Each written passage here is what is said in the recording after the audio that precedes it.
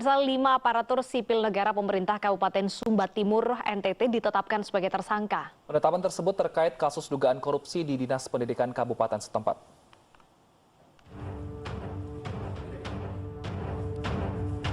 Penetapan 5 tersangka yang merupakan ASN aktif pada Pemkab Sumba Timur ini dilakukan Kejaksaan Negeri setempat setelah berkeyakinan pada alat bukti yang cukup, juga merujuk pada laporan hasil audit dalam rangka penghitungan kerugian negara atas dugaan tindak pidana korupsi pengelolaan keuangan daerah pada Dinas Pendidikan Kabupaten Sumba Timur tahun anggaran 2019 lalu.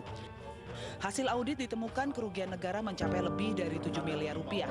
Berdasarkan Undang-Undang Nomor 31 Tahun 1999, korupsi adalah tindakan setiap orang yang secara melawan hukum melakukan perbuatan memperkaya diri sendiri atau orang lain atau suatu korporasi yang dapat merugikan keuangan negara atau perekonomian negara.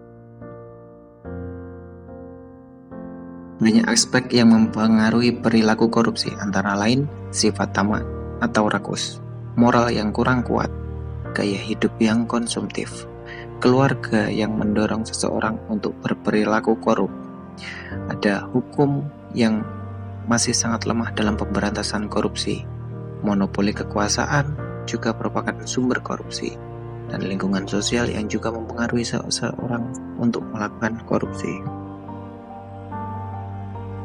Korupsi sangat jelas menimbulkan dampak negatif.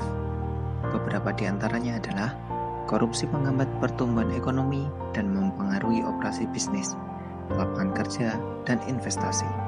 Korupsi juga mengurangi pendapatan pajak dan efektivitas berbagai program bantuan keuangan. Tingginya tingkat korupsi pada masyarakat luas berdampak pada menurunnya kepercayaan terhadap hukum dan supremasi hukum, pendidikan, dan akibatnya kualitas hidup, seperti akses ke infrastruktur hingga perawatan kesehatan. Beberapa cara yang dapat dilakukan untuk memberantas tindakan korupsi. Yang pertama, berikan hukuman berat kepada koruptor. Yang kedua, menjadi pemimpin yang berintegritas. Yang ketiga, manfaatkan teknologi pada sistem. Yang keempat, bangun pendidikan moral sejak kecil. Yang kelima, tanamkan nilai religi secara intensif. Yang keenam, supremasi hukum yang kuat.